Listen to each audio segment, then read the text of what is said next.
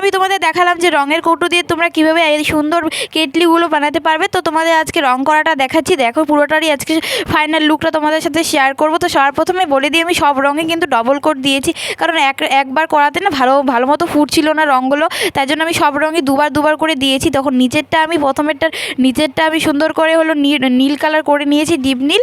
তারপরে হলো উপরের ঢাকনাটা আমি হলো হলুদ কালার করেছি, হলুদ কালার করার পরে সামনের দিকে যে মুখটা আছে সেটা হলুদ কালার করে দিয়েছি, আর দুপাশে দুটো গোল গোল যে দিয়েছিলাম সেগুলো হলুদ কালার করেছি। আর হলো উপরের যে হ্যান্ডেলটা আর ঢাকনার উপরে গোল যে জিনিসটা দিয়েছিলাম ওটা হলো নীল কালার করে নিয়েছি। তারপরে হলো ডিপ নীল যে বেসটা আছে মানে নিচের দিকের বোতলটার উপরে আমি হলো হলুদ কালার দিয়ে সুন্দর সুন্দর ডট ডট করে দিয়েছিলাম, তাতে ভালো লাগছিল দেখতে। আর হলো আরেকটা যে ছিল সেটা আমি সবুজ আর হলো পিঙ্ক কালার করেছি।